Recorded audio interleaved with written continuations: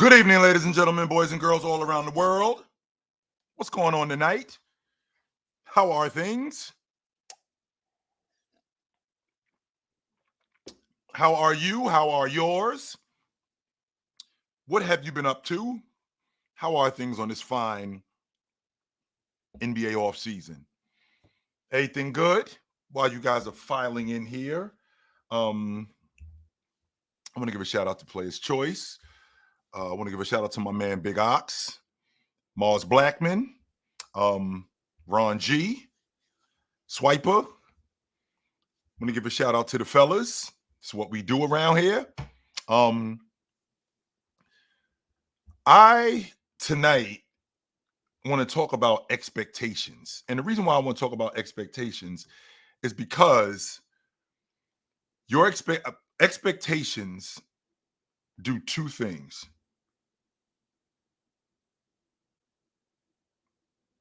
Two things. They can make a player or destroy one. I went back to work and I can't listen to your TikToks in the morning. So, Moni, does that mean that you can listen to them now? I mean, is that the good part? Is that you can listen to it now as opposed to in this morning? But I hope I'm doing a service to you. But anyway, expectations, they could be a detriment or they could be a good thing. I've seen players who have put expectations put on them. In the process of those expectations put on them, it could sink them because it's too much pressure, right? It's too much pressure, but also, well, thank you, Moni. Absolutely, thank you very much. Like I was saying, because it's too much pressure, but also it could enhance their game. I saw the writers tell Jordan, "Yo, Jordan, you don't play defense. Oh, you don't think I defend? Okay, let's get to the bottom of that." The writers telling Chamberlain, "Yo, all you want to do is score. You don't pass. Oh, you don't think that I pass? All right, let's get to the bottom of that." But then there's the guys who, when they get to the point where, right, when they get to the point where the expectation starts to become too much, and now it could crush them. I'm thinking about Wemby, for example. This season coming up, in the 24-25 season, Wemby is projected to win Most Improved, and he's also projected to win the Defensive Player of the Year. Now, I'm not on the fence about this. I'm on record saying how I think that you guys are rushing this kid. I do think that he's going to be great. But I do think that it's going to be something that's going to take a little, it's going to take some time. I don't think it's going to take a long time, but I do think it's going to take some time. And I've seen you guys build up players to tear them down. I've seen that. I've seen that time and time again with you guys. You guys build up players to be this and to be that. And then when they don't become what you think that they should become, you try to destroy them because that's who you are. That's not my opinion. That's a fact. I've seen it time and time again. Paul George is a prime example of Carmelo Anthony. These guys are prime examples of players that you build up, the expectations that you have for these guys. And when they don't meet your expectations, you destroy them. You completely destroy them. I, on the other hand, I'm just out. When I see a guy who I think he can be this, and I do recognize, and when I finally recognize him for who he is, if he isn't what I thought he was going to be, does that mean that I completely give up on him and I don't watch him anymore? No, I'll still watch. I just don't see you like I used to. I'm out. Zion Williamson is a prime example of that. Zion Williamson is a prime example of that. I saw Zion Williamson in college and thought to myself, he shouldn't be in school. He's wasting his time with these guys. This kid is a pro, and there's no reason for him to be at this level. None. He's wasting his time with these guys. He gets to the pros. I don't know that he's made of glass. I don't know that. The injuries, they didn't mount up in college. I didn't see that. The point I'm trying to make is with Wemby is touted as the next great thing. In addition to him being touted as the next great thing, you have to be right about him. So because you have to be right about him, he has to be that now, because that's the society we live in. We live in a microwave YouTube, which is what I'm on right now, a microwave YouTube society where everything is right now. And the process gets ignored completely. Wemby is projected as the defensive player of the year in year 2. This is how good you think he is.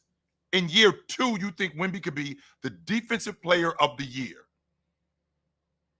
And if he's the most improved player, right? If Wemby is the most improved player and the defensive player of the year, I won't even go to the most improved player yet. I'll stick with the defensive player of the year. Historically, who has the defensive player been? Defensive player of the year been? The defensive player of the year has historically been the best player on the best defensive team, or one of the 3 best defensive teams. Historically, that's what's been going on. And from time to time, we'll have an exception. Like Marcus Camby, for example. We'll have an exception. But for the most part, the defensive player of the year is on the best defensive team in the league. So if the San Antonio Spurs, this season coming up, the 24-25 season, if they are the best defensive team in the league, that means they're winning a lot more. And what I mean when I say they're winning a lot more, Minnesota was the best defensive team in the league last year. They were tied for first place in the Western Conference. If I'm thinking about the best defensive teams in the league, when Jaren Jackson won the defensive player of the year, Memphis was at the top of the league. Not just defensively. I think they were the 3rd seed that year. They were a top 3 seed in the Western Conference. When Marcus Smart won the defensive player of the year, Boston had the best defense in the league. I think they had the best record in the league that year too. They were at the top. They weren't at the top of the East. I think they had if they didn't have the best record, they had one of the 3 best records in the league. So if you're telling me, right, if you're telling me that Wemby is going to be the defensive player of the year this season, that's going to be predicated on how good his team is defensively. It's going to be predicated on that. And if the San Antonio Spurs are a top 3 or top 5, not when he's on the floor. I'm not doing that. I'm not doing that. When he's playing, and he's playing the majority of the minutes, when we get to the end of the season, San Antonio is at the top of the league defensively. That means historically, they're one of the best teams in the NBA. So if they're at the top of the Western Conference, if they're a top 5 seed and they're the best defensive team in the league, you know what else that means? That means Wemby's going to be up for league MVP. That means Wemby is up for league MVP, because in addition to him being the defensive player of the year, and in addition to him being the defensive player of the year, San Antonio is going to be at the top of the league because they're one of the best defensive teams in the game. And he is solely responsible for that because San Antonio isn't a great defensive team. No, so he's solely responsible for that. And on top of that, you have him listed in terms of preseason awards. He's also in the most improved conversation. Now, most improved historically has been guys whose scoring average went up at minimum 5 points. At minimum, it's gone up 5 points. So I think Wemby averaged, 19 a game last year? I had him at 19 and 9. So if that 19 and 9 goes to 24, let's say that 19 and 9 goes to 24. Is that good enough for Wemby to be most improved? Well, shit, if they are the best defensive team in the league and he's the defensive player of the year, if they're the best defensive team or one of the 3 best defensive teams in the game, and he's the defensive player of the year, I'm going to compound that statement with not only is he up for MIP, take the I out, he's up for MVP. Now, here's the thing. What if he doesn't meet these expectations? What if he's not the defensive player of the year? Because I'm thinking about guys in their second year, and I'm confident that in 1985-86, Hakeem Olajuwon was not up for defensive player of the year in 1986. He wasn't favored to win defensive player of the year in 1986. This was in year 2. In 1985-86, in the 86-87 season, Manute Bol was not picked to win defensive player of the year. He wasn't. No, that was not going on. So not only did Manute Bol not win the defensive player of the year, because he led the league in blocks, and he finished second in defensive player of the year that year, his rookie season, which was the 85-86 season. Not only did he not win the defensive player of the year in the 86-87 season, he never finished higher than 4th after that in defensive player of the year. I say that to say what happens with these expectations on Wemby, because what you're telling me, this is what you're telling me about Wemby. You're telling me that Wemby, he's going to be he's going to be responsible for a team that's a top 3 seed or top 5 seed, because if we're the best defensive team in the league, we got to be at the top of the league. We have to be winning games. We have to. In addition to us winning games, we're not just scoring 80 or 90 points. He's responsible for a lot of the stuff that we do, a lot of it. So when he has us at the top of the league defensively, and in addition to him doing that, we're one of the best teams in the league, which means that the MVP race, he has now entered it. But what happens when he doesn't do that? What happens when Wemby is just not good, but he isn't that? Right? What happens when Wemby, I'm not saying that he's not good. I'm not even saying that he's not elite. What happens when he's not that? Because these are your expectations on him. You think that Wemby should be this. And the reason why you think he should be this is off the strength of your expectations on him. I was asked, today is Thursday, I was asked a couple of days ago, you don't know anything about Wemby. Forget James's 21-year career. Take that off the table. Who are you taking in the draft? James is coming out of high school and Wemby's coming into the pros. Who are you taking? Who is your guy? Well, what I immediately thought about was, I'm thinking about Ralph's, because I think Wemby is Ralph Sampson with a better handle in the jump shot. That's who I think he is. So the question I have to ask myself is, what 7'2", 7'3", 7'4" guy has lasted long? How many of them, with that kind of build, with what Wemby has, how many of them have lasted long? And how many 6'8", 6'9" guys have lasted long? Because I got to think about, I can't think about just right now. I got to think about 5 years from now.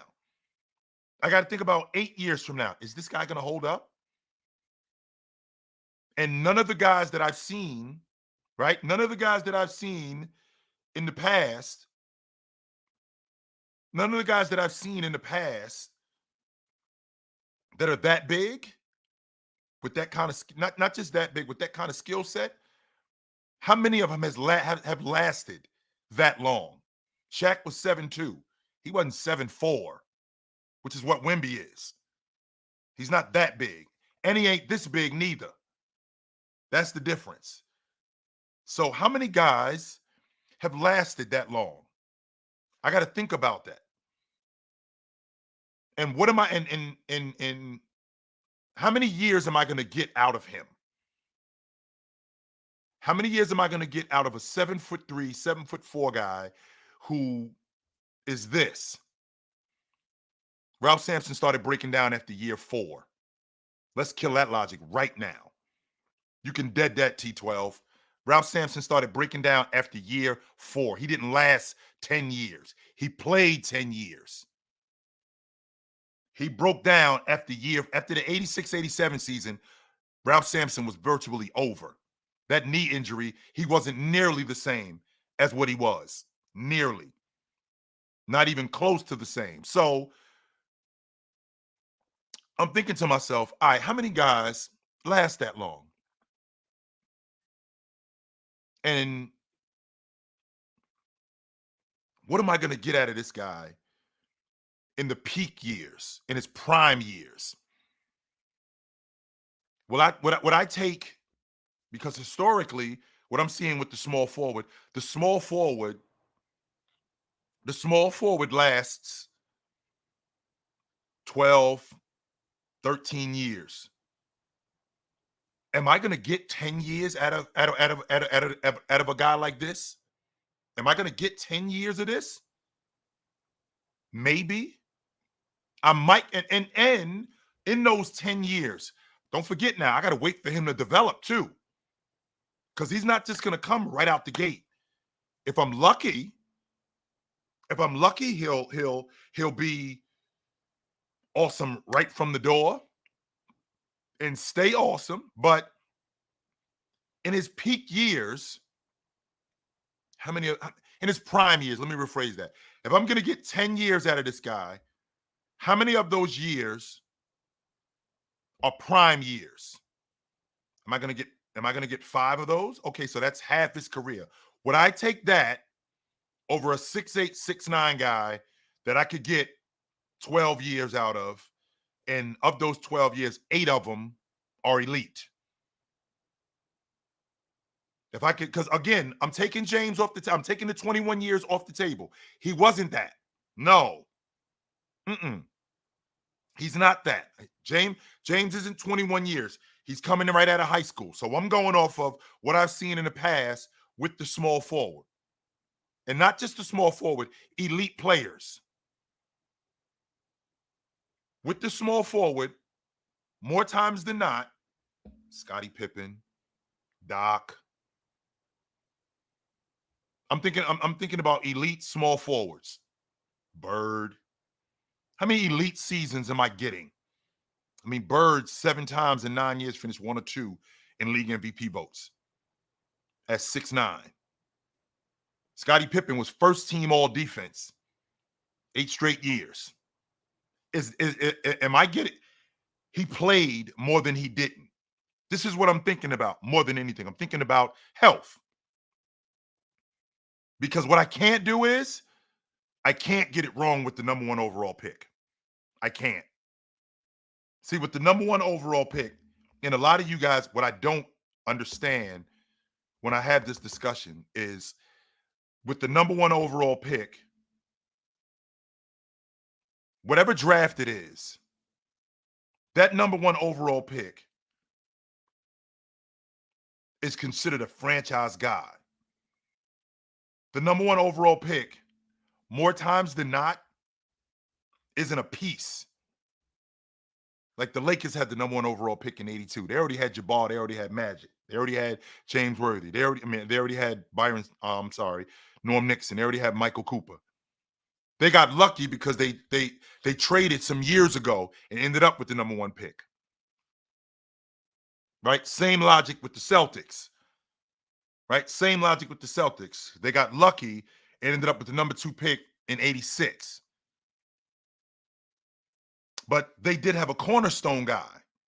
When I think about with the #1 overall pick, this is a guy more times than not that's getting on a bad team. Right? And if he's getting on a bad team, right? If he's getting on a bad team, we're building our unit around him, which means I got to get it right. This can't be something that I screw up. So I say that to say, who am I choosing between James and Wemby? Well, when I think about Wemby and guys like him, that kind of stature and that height and the health issues, I haven't seen that. I haven't seen guys that big last that long, right? I haven't seen guys that big last that long. There have been a few. There have been a few. Chamberlain lasted 14 years. Jabbar, and I'm talking about elite guys, because that's essentially what I'm banking on. I'm banking on Wemby becoming Jabbar. That's who I'm banking on. I'm banking on Wemby becoming Chamberlain. That's what I'm banking on. I'm not banking on him being Rick Smits, Chuck Nevitt. No.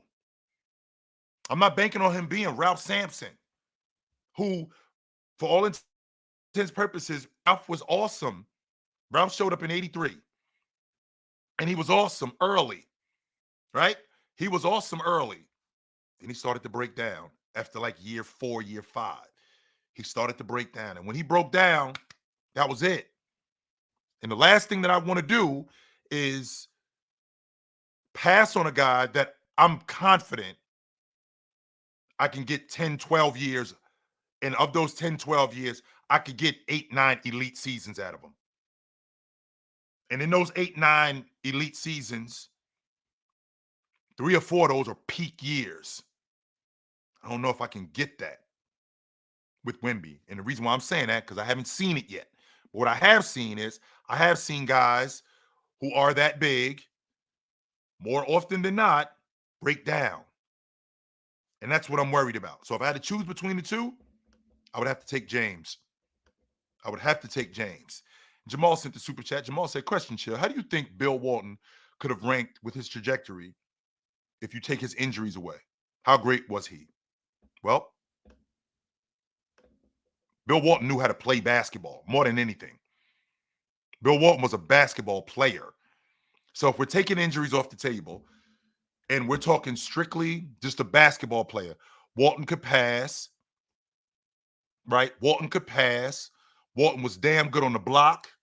He was a glass cleaner. He could run. He was great around the basket. Walton was an extremely smart player.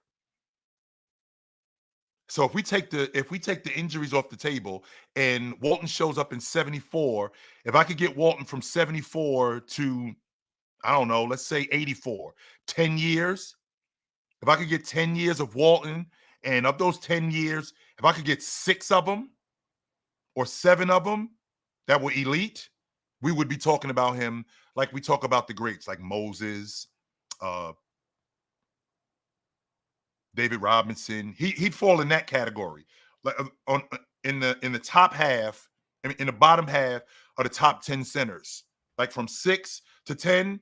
He'd be on the upper. He'd be in the upper part of that. Right. That's where I think he would be. He would be in the upper echelon of that. I don't. The five spot is so difficult to crack. It is so difficult to crack because when I think about the 5 spot, and you guys know me, and you know how I get down. I think the big man is the best player to ever play. When you think about the competition at the 5 spot, Jabal, Chamberlain, Russell, Lajuan, Diesel, when you think about that, you have to do something astronomical. I mean, we have conversations about Joker being as good as Joker is, and he still has people not even in the top 5. I don't even consider him a top 5 man. No, I won't even have that conversation. I think he's in the I think he's anywhere between. He's on the bottom half of the top 10. I feel like he's in that area because the top 5 centers are so difficult to crack. And a guy like Wemby, who I think Wemby, in terms of a talent, I think he's phenomenal. The question is, the question is how is he going to hold up? That's the thing I think about the most with him. And on top of that, your expectations of Wemby. I think that Wemby is on his way to. I think Wemby is on his way to doing something great. But when I think about the stuff that he still needs to learn, I feel like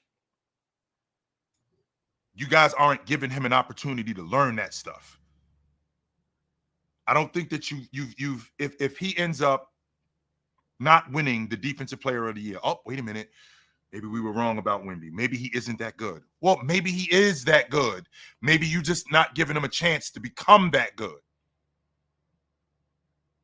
Maybe he is that good. Maybe you're not giving him an opportunity to become that good, as opposed to you want him to be this right now. And if you're doing that, and then he doesn't become that good, you get to walk away. You get to straight walk away. Well, I told you he wasn't that good. Well, wait a minute. How do you know? How do you know that? Now, I got to see it, right? I have to see it.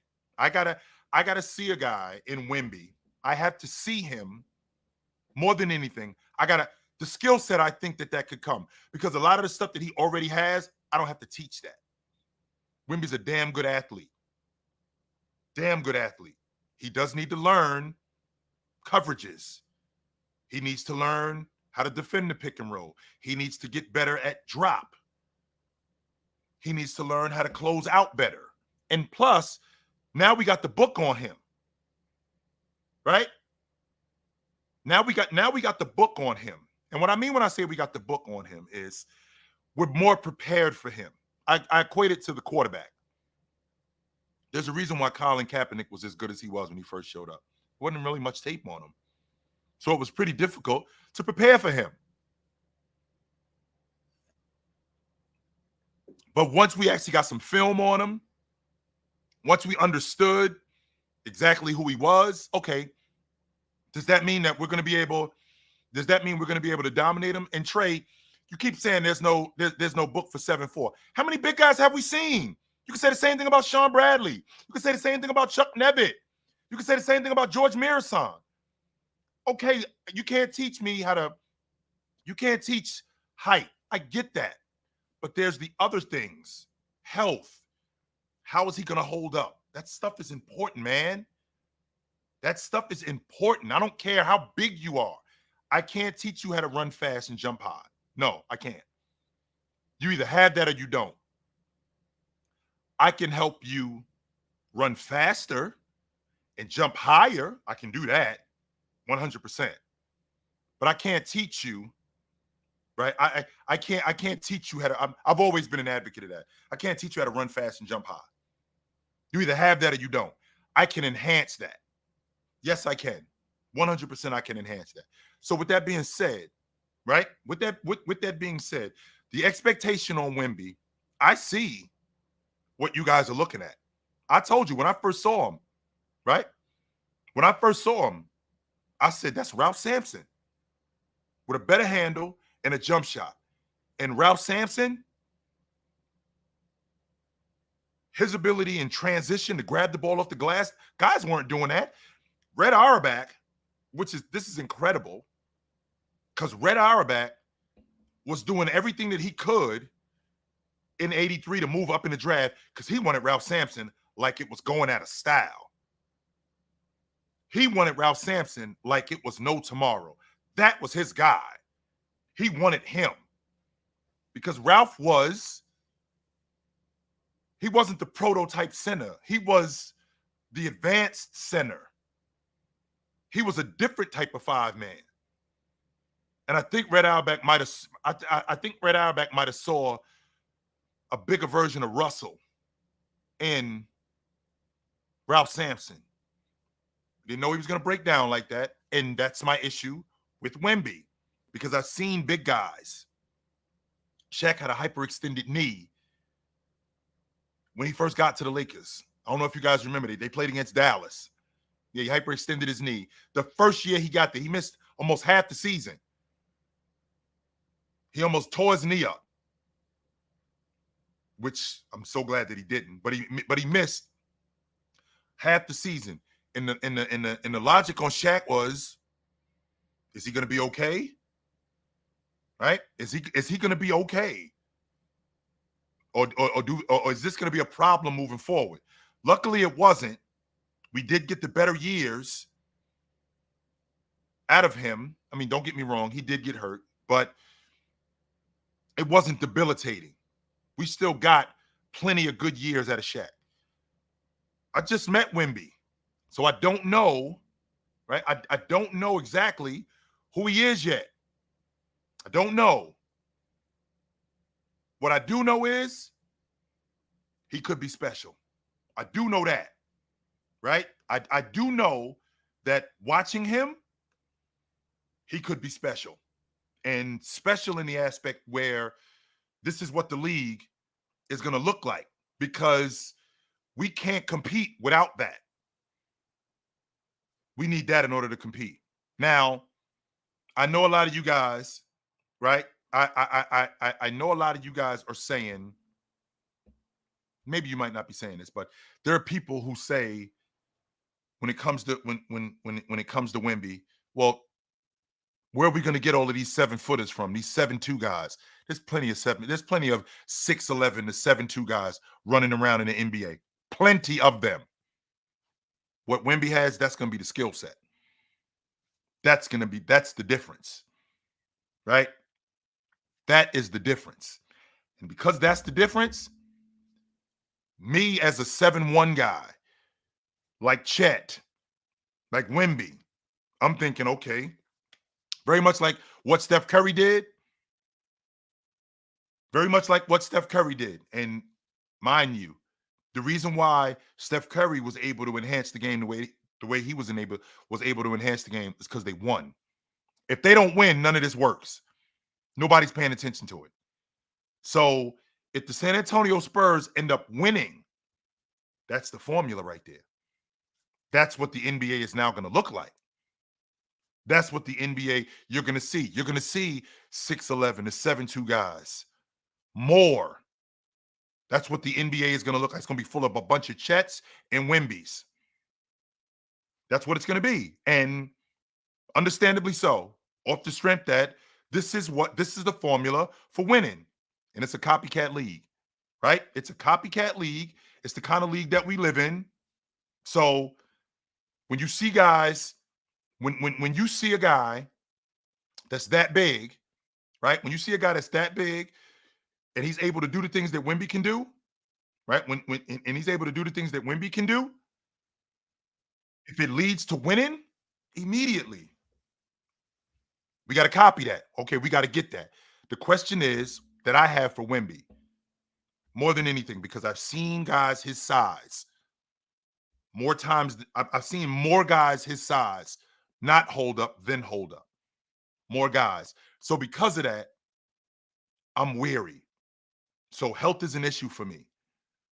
And he still has to learn the game. Well, we're talking about a 20-year-old, right? That's what we're talking about here. We're talking about a 20-year-old who's going into year 2.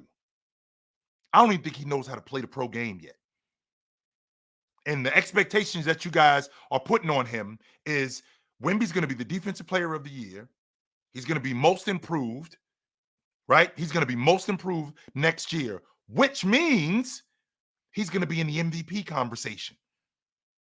Because Ja, when he won most improved, when Ja won most improved, what did that mean? There was a real conversation about Ja being the league MVP. I didn't think he was it, right? I didn't think he was it, but that was a real conversation. 100% it was.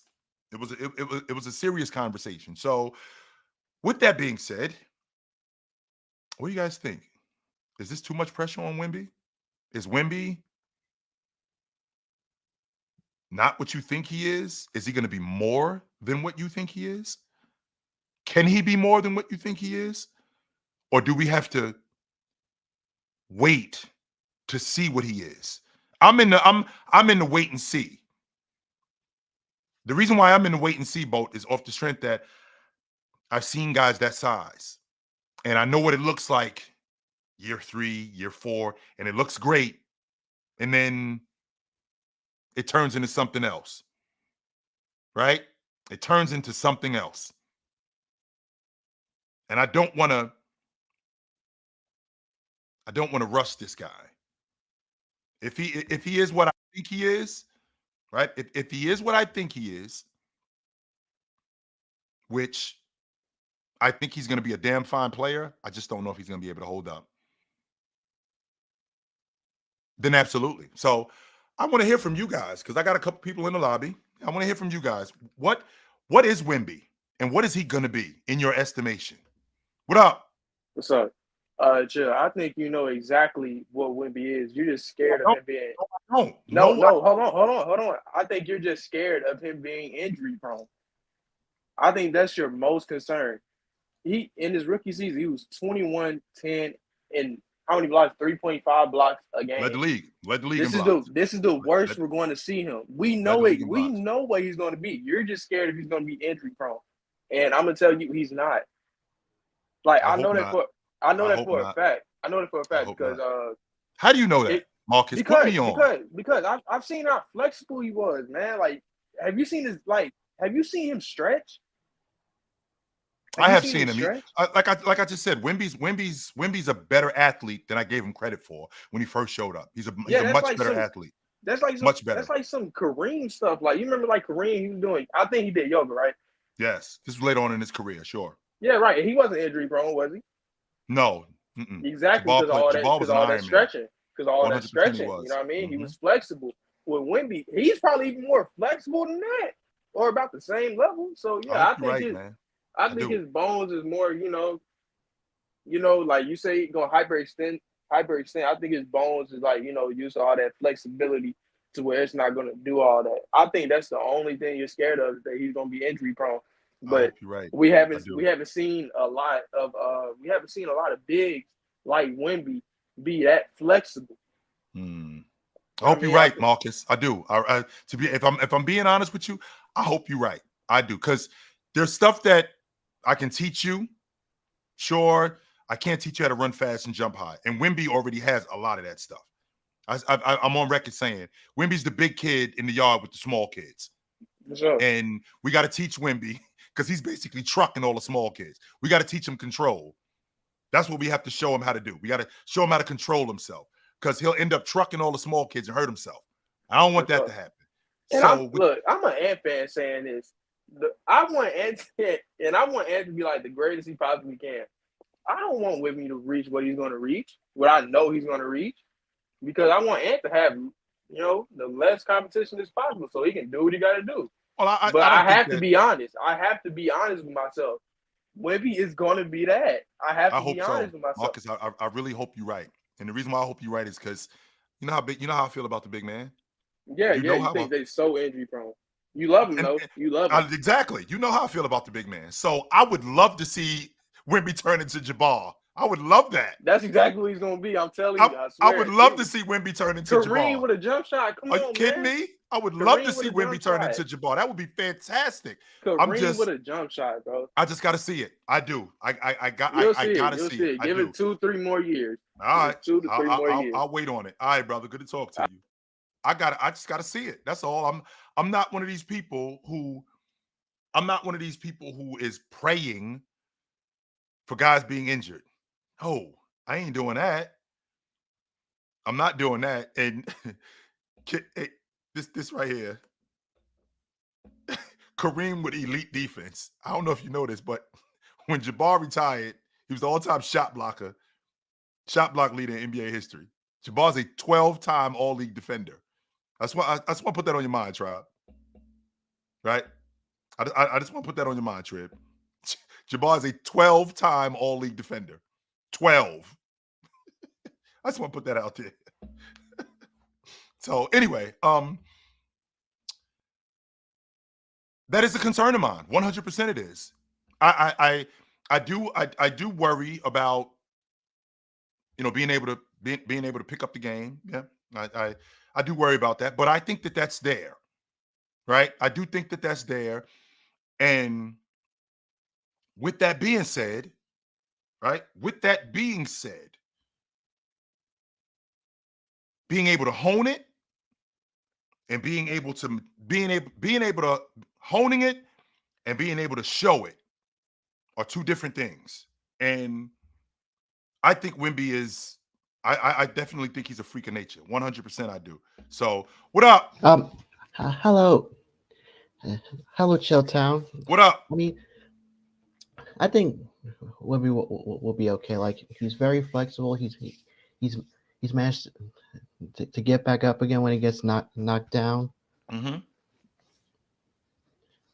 But I'm curious, though, what do you think are his strengths and weaknesses besides being flexible? Physically, he can get pushed around a little bit. He can't defend the pick. He can't defend the pick and roll as well. Him in drop coverage, I think he can improve on that. Him on the perimeter, when guys drag him out to the deep end, his ability to close out can get better. I think he can be a better rebounder than what he already is. He's damn good around the basket, but I think he could be a better rebounder than what he is. I think and I know this sounds crazy, but I think he could be a better shot blocker. That doesn't mean averaging more block shots. That doesn't mean that. You can average you can average less points and be a better scorer. That could happen. So him being, instead of averaging 4 blocks a game, he averages 3 and affects the game way differently. Because instead of smacking the ball in the third row, or instead of smacking the ball in the first row, he's slamming the ball on the ground, or he's grabbing the ball, or he's keeping the ball in play. That's improving as a shot blocker and as a rim protector. And I think he can be better at those things. Those are the things that I think about that are weaknesses for him right now that I do think he can improve on. He's not going to be a huge guy. I can tell you that right now. Wemby doesn't have that. He doesn't have that kind of build. Like, he ain't going to be Giannis. Let's get to the bottom of that right now. No, he's not going to turn into like this incredible Hulk looking dude. No, right. I think that would hamper his game. No. All right, brother. Good to talk to you. Yep. Good to talk to you. Absolutely. So, I do concern myself with that sort of stuff. So, with that being said, we had a conversation earlier today, and I thought it was really interesting. About players being influential. I thought that was dope. I think we get being influential and being a better player. I think we get those two things mixed up. Those two things are not the same. You could be. I think Allen Iverson is one of the 5 most influential players in NBA history. I don't think he was better than Magic. I don't think he was better than Bird. I don't think he was better than Chamberlain. All right, I don't think he was better than those guys. I just think he was more influential. The influence that he had on the game, the influence that he had on the culture, on society, I think that's a pretty big deal. Definitely. So I like to think that when you're talking about a guy being influential, right? When you talk about a guy being influential, I think the most important part is how does this guy change what's going on right now? It's like when he showed up, it's like so when this guy showed up, after he left, how did he change what was already going on? Right? How did he change what was? So Chamberlain, for example, what was already going on, Chamberlain shows up. They have to widen the lane. Chamberlain shows up, right? Chamberlain shows up. They had to widen the lane. Chamberlain shows up. They got 3 seconds now. Chamberlain shows up. You got to stand behind the free throw line to shoot free throws. Chamberlain shows up. You know, all the rule changes. That's being influential on the game. Plus the business owner that Chamberlain was, the investor that he was. Magic and Bird, how influential were they? How influential were they, not just on the game, but how impactful were they? Because that goes into being influential too. So a guy like, right? So a guy like Bird, who was middle America, he was ham and eggs. Middle America related to Bird. And with Bird going to Boston, which wasn't a glamour city, it was a very lunch pail, hardworking, dirty work city. Bird was great for that. Bird was great for that, for what was going on right there. Then you add his antithesis in Magic, the black guy who was bringing showmanship to the game, right? Him bringing Magic, bringing showmanship to the game and making it more entertaining. So you put those two together, man, you definitely have a powder keg. So then, how did I change the game? So Jordan shows up, and before Jordan shows up, you know, the two guard is 6'3", 6'4". He's got a decent handle. He can knock down an open shot. He can get to the basket. He can finish. And then this 6'6" guy shows up, and he can jump this high. Not only can he jump this high, he's got the creativity that hasn't been seen. He's an extension of the other guy, but better. Right? He's the extension of Doc, but better. And on top of that, the look that he has, the bald head, you know, the big draws, the way he walks, the shoes, how influential. I want to be like that. I want to be like that. That's what when I think about being influential, you know, James, who, the fact that he's still here, right? The fact that LeBron James is still here 22 years later, he's still here. And there are people, if you went down the line and you asked 10 people and asked them straight up and straight down, hey, who's the face of the NBA? In 2024, 25, who is the face of the NBA? Today, who is the face of the NBA? How many of them would say LeBron James? How many of them would say that? And on top of that, not only how many of them would say that, but how many of them believe that?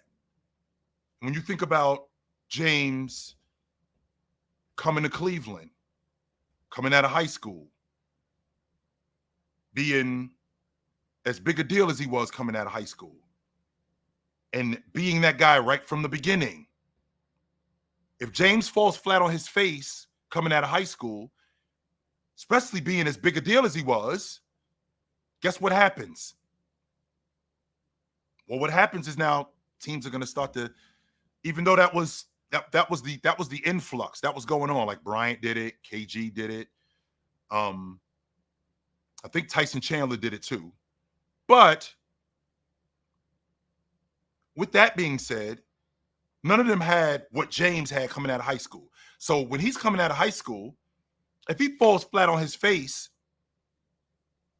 that completely changes the dynamic of how NBA teams look at high school players. Are we really prepared to invest this much in a high school player? That could definitely, right? That could definitely throw a monkey wrench in what you guys are doing. Definitely. But instead, not only does he flourish, he becomes that impact player immediately. Immediately he becomes that impact player. And with him becoming that impact player, that franchise player, what he did in free agency, being able to take his career in his own hands. And now he opened the door for other people who want to do that, but are afraid to do it. They're not really sure if this is something that I want to do, right? That's not something that I'm sure that I want to do. But now seeing him do it, I don't want to play in Phoenix no more. I want to play in Chicago. And they got a damn good team up there. Right. They got a damn good team up there. And before I go any further, let me fry this dude real quick. Talk about it. Oh, you brought me back up here? What's up? Talk about it. Talk about what? You the one in the comment section blabbing, so talk about it. Talk about what? Nah, tell me what to talk about. I'll talk about it. Talk about it. You're the one in the comment section blabbing, so talk about it. Oh yeah, when I said LeBron ain't top 4. Talk about it. You're the one in the comment section blabbing about it, so talk about it. He ain't more influential than Jordan. He ain't more influential than Curry. I swear he's not more influential than Curry. Nah, come on, man. Curry changed the whole game. Stop. I think he is. He didn't change the whole game, man. He enhanced the game. Whole game. No. And I heard you say this before. He changed it. Sure. Why do you think he changed it in your estimation? Why do you think he changed it? What happened? Because he brought he gave smaller players hope, to score in different ways. What are you talking about, Marcus? I'm saying how his game was shooting from deep. Okay, sure. He gave shorter people more scout reports because there was guys who could shoot. There was guys who could shoot the basketball before him. So keep going. Yeah, that's fine. Yeah, I know Ray Allen. They was never shooting it like him, and they never was going to shoot. Okay, like him. But there were guys who could shoot the basketball. So what made him different, though? That's my question. Because he can do it off the bounce. He can from 30 feet. He can do it off the catch from 30 feet. None of that stuff matters. We got guys in the league shooting the basketball like that. What's the difference in Curry and those other guys? Explain that part. Have you ever seen a whole Explain. team? I'm asking you a question, Marcus, because this is what you're doing. No, you're not. You're not explaining it. What you're telling me is he could shoot off the bounce. Is that enough? That's it? What is that leading to, sir? No. Okay, what's that leading to? We never seen that. Forget if we've seen it, because we've seen guys shoot the basketball, Marcus. What did it lead to? What did it lead to, Marcus? Since you want to come up here and argue with me, what did it lead to, Marcus? I didn't come up here and try to argue with you. I do. I want this fight with you. I'm fighting you now. What did it lead to, Marcus? What did it lead to? You see the league now. What do you mean? What it lead to? It wasn't gonna be like that. Why is the league like this though? Curry. Why though? That's what I'm asking you. It can't just be Curry. Stop saying Curry. Why though? I know it's evolution, but Curry, it wasn't gonna be like this for another 10 years. People was not gonna start shooting this many threes until Curry did it. Okay, so Curry's shooting the 3-ball, right? So Steve Nash was shooting the 3-ball. Ray Allen was shooting the 3-ball. Like Curry. What? Okay, so what? This is what I'm asking you. What is the difference between Steph Curry and those guys? The distance. The volume, okay, so that's it. So what are you talking about? What I'm asking you is the volume, the efficiency. So why weren't those other guys? So why weren't those other guys as big a deal as Curry? Because they didn't have the distance, the volume, and the efficiency. So the only reason why Steph Curry is because he shot the 3. That's it. Because he shot the 3. That's it. So that's what you're telling right now. He wasn't a great scorer. So this is what I'm asking. He never averaged 30. I'm asking you a question. And that 30, what did it lead to? Chips. That's what I'm talking about. Marcus, focus, man. No, I know. Don't just tell me that he shot the basketball. You know why? Because Trae Young is shooting the basketball. Trae Young is shooting the basketball. This is what I need you to do. I need you to focus, Marcus. This is what I need you to do. This is what I need you to do, Marcus. I need you to focus. What is the league about? What is the league about today? Why is the league what it is today? It's about winning chips, of course. That's the point, Marcus. That's it right there. You don't get it, but you don't. Don't just say that he shot the basketball. We're talking about being influential. Right. We're talking about being influential. Right. Him shooting like that is being influential, and because he won, what did it lead to, Marcus? It led to wins, but I'm saying no one was shooting like that is winning. And that's the point, Marcus. Yeah, I know. That's what I'm saying. He's more influential than Bron. No, all you're selling. This is what you're selling. Your stance is Steph Curry was shooting off the bounce, which I won't argue with. I won't argue. Talking about Steph if he ain't won. Come on. Yes, that's all you brought. If I didn't say that, if I didn't say what I said, all you brought up was Steph Curry distance. All you brought up was Steph Curry off the bounce. That's it. No, I didn't. I said efficiency, distance, right. And volume. Going. Shooting. Yeah, like I don't need to bring up the obvious. I don't need to bring up the obvious. Yes, you do. That's why the league is what it is. Why would I need to bring up the obvious? Because that's why the league is what it is. It's obvious that he won. Obvious that he won. We all know that. That's the reason why he's the most influential. I know. Because of that. More influential if he was just okay, if he was just, I'll give you an example. How about would James Harden be more influential if he won back-to-back chips today? Yeah. And why would he be more influential? And you know why he isn't? Even though James Harden did change the game. Do you fight that? With the foul baiting, hell yeah. Even with the foul, forget the foul baiting. His ability to score, his ability to get downhill. He changed the game. Now, if James Harden, if that leads to them winning the NBA championship twice in 3 years, now what we're doing is, as a league, we look at the rest of the league and go, okay, we got to do that. That's influence. We have to do that. And Curry did that. That's why you have to bring up. So, Marcus, whenever you're talking to somebody about him being influential, you got to bring that up. It can't just be him shooting. I never think to bring up the obvious. Well, you have to. Yes. That's, in fact, that's the most important thing, because the obvious is him shooting. That's the obvious.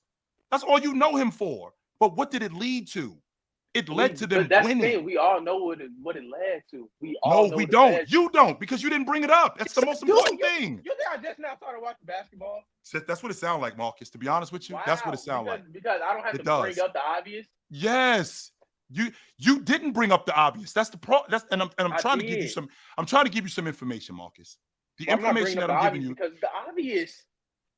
We live in a world where winning matters. In fact, not only does winning matters, winning is the only thing that matters.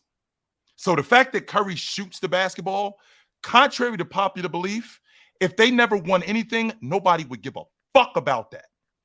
Exactly. Nobody. I know that. Nobody. I know. So immediately you have to bring up what it led to. Okay. And why it was so influential. Next time I have a conversation with somebody about this, I will bring up the accolades. Yes. Yes, you have to. I will bring up the obvious, Phil. Yes. I will bring up the obvious. Let me tell you why, Marcus. Do you care about what James Harden did as a bucket getter? If I'm being honest. Keep it 100 with your man right here. Do you care about what James Harden did as a bucket getter? If I'm being honest.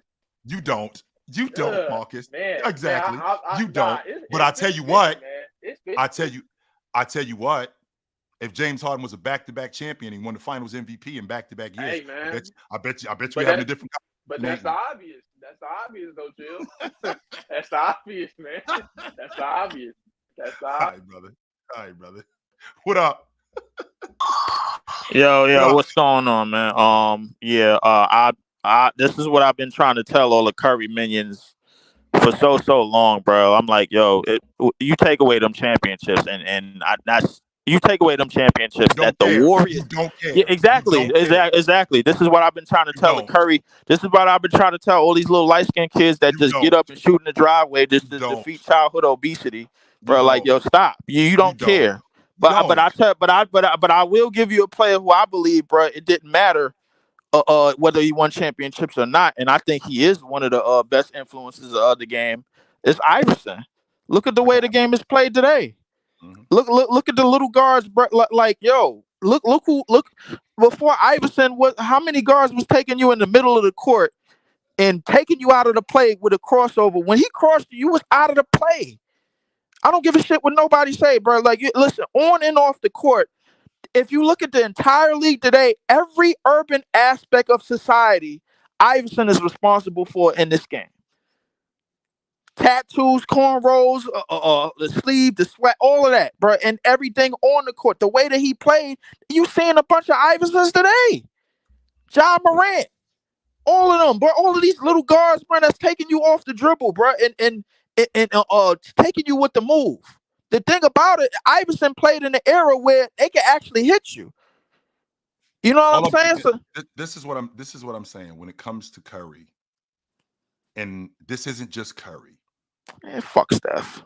This isn't, and I don't feel like that about Steph Curry. I don't. I do. I actually dig Steph Curry. But this is what I'm saying about Steph Curry. We live in a society where winning matters. So whatever you do, if it doesn't lead to winning, more times than not, the masses don't care. So as good as Steph Curry was, he was just another bucket getter if it doesn't lead to wins.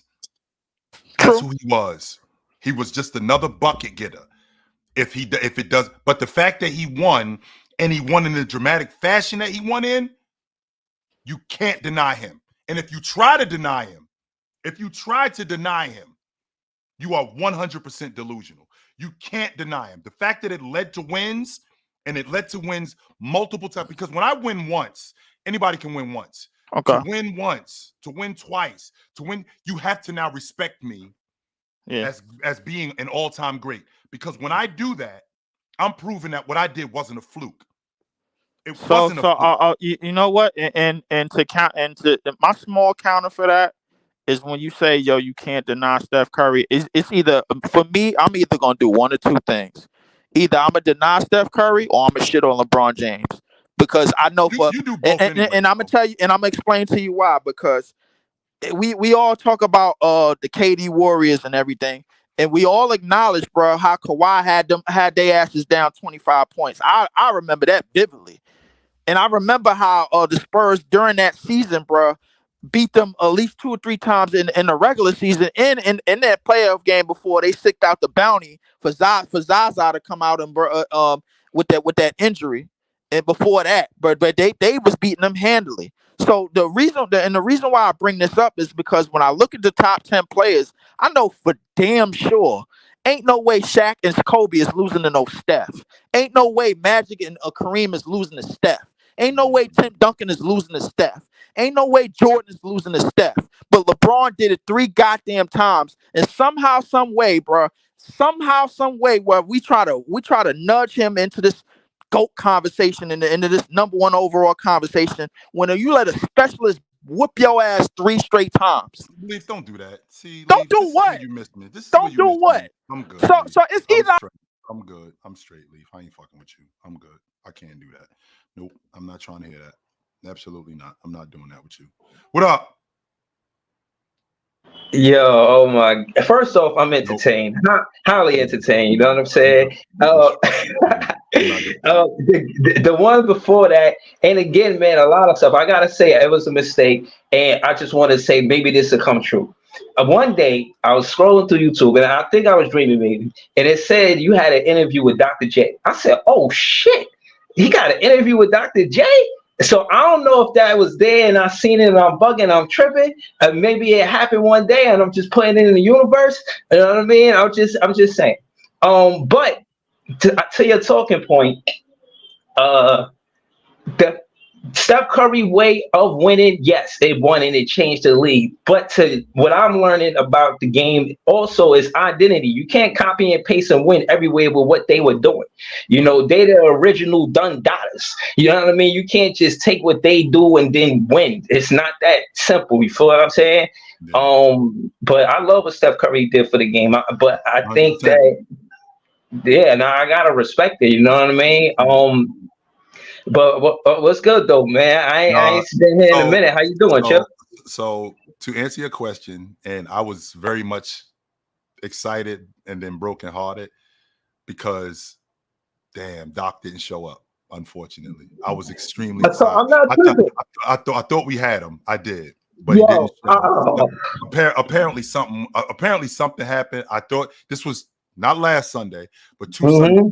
And I don't work on Sunday. I don't work on Sunday. But I actually, for this, to get Doc on, oh, absolutely. I 100%. I 100% was getting involved in that. And the fact that the fact that he didn't show, I was heartbroken. I was. I was super excited about talking to Doc. Let me, all right. So since it's true, let me just say this. When I seen that, I got, like you said, I'm super duper excited. I'm like, oh my goodness. Again, because I felt the way, because when I met you on this, you was like, yeah, I was a fan of Dr. J, and you know how he left the Nets and went to the 76ers, so I wasn't too thrilled about that, you know what I mean? But I'm glad, as far as Dr. J, you know what I'm saying, you know what I mean, you was going to actually talk to him, because you said that was who got you into watching basketball, because I think you said your uncle took you to the game. Yo, this shit mean a lot to Chill. Yo, hold on. I don't really do this, but I'm gonna do this for you, Chill. Yo, listen, chat. If y'all doing something, y'all ain't doing nothing, find a time in the meantime, in between time, send this to Dr. J. Let Dr. J know Chill still want that interview. Chill might not say it, because Chill is a cool guy. Chill is more like, you know what I'm saying? Oh, all right, it's cool. He not going to really express that. But chat, try to get that interview with Dr. J. Reach out to Dr. J on Twitter and let him know that Chill still want that interview. Feel me? Man, I was so excited. Leaf, I don't work. Listen, Breezy, I don't work on Sunday. I don't. But I came into work that day. Chick-fil-A type activity. Yes, okay. I came into work that day because I heard that we was getting Doc. I was like, I'm coming through for that. I'm shutting down anything to make sure.